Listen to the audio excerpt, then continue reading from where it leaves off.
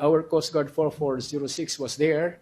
Namataan nila na yung PLA Navy 164 at ang China Coast Guard 3104 ay nandun at sinimulan silang habulin. And our Coast Guard vessel was subjected to dangerous maneuvers, and they wanted to block our Coast Guard vessel. And this aggressive, siguro alam naman natin, no, ang kanilang aggressive and dangerous maneuvers backfired, no, bumaliktad, kumbaga nakarma, and it led to the collision of these two Chinese vessels.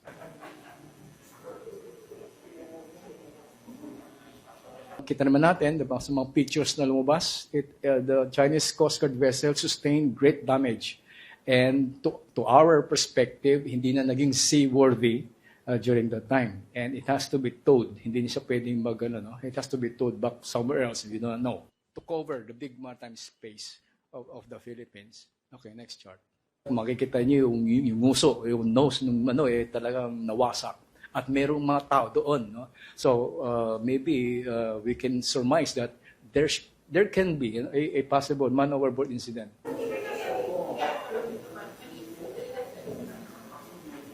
Nonetheless, yung ating Coast Guard vessel 4401, and this time yung kalapit niyang Philippine Coast Guard vessel na Teresa Mabanwa 9701, they were able to offer medical assistance and search and rescue. Tinawagan nila, kung gusto nila, tutulong kami. Basically, that's the reason. Pero walang tugon yung China Navy or even the China Coast Guard. So basically, that is the incident.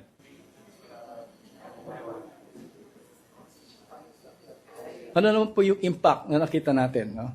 Ang impact nito, nakita natin, na-validate natin na ginagawa talaga ng China, the coercive and aggressive actions really threaten the safety of vessels and lives at sea.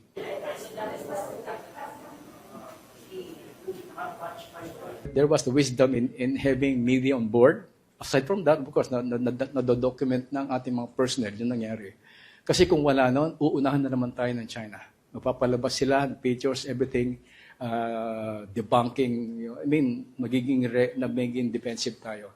So that's basically the effectivity of us coming up with our efforts on transparency.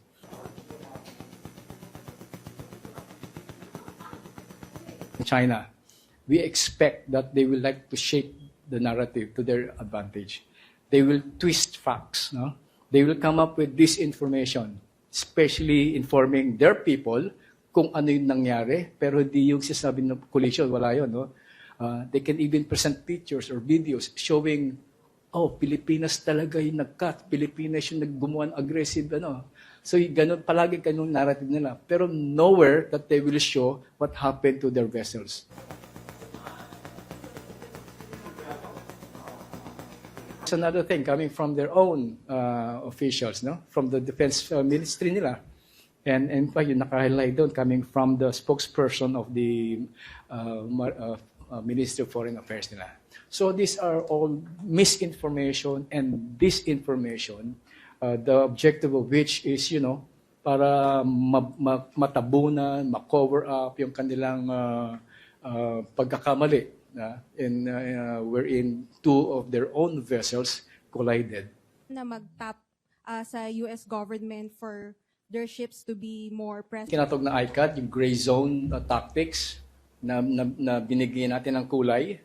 I stands for illegal, C for coercive, A for aggressive, and D for deceptive actions. So these are the ones conducted by China during the second quarter. Our focus actually is the West Philippine Sea muna, no? And that despite what happened, the Philippines, our Coast Guard, our Navy, our BFAR will not be covered. We will not be intimidated. And we will continue to have our presence felt to protect and defend sovereignty in our jurisdiction. And we will exercise our sovereign maritime rights and even encourage our fishermen to exercise their sovereign maritime rights. So deployed one aircraft. Okay, next chart. So in terms of total steaming statement of the President, and with regard to his foreign policy for this year, there is nothing new, sabi niya, no? Because we are following core principles that we will adhere to the UNCLOS and the rule of law.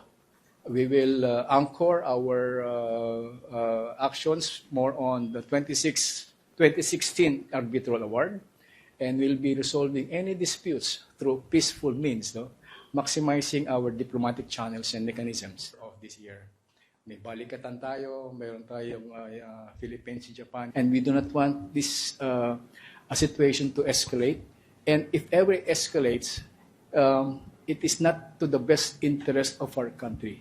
It is not even to the best interest of China, for that matter, and to the region.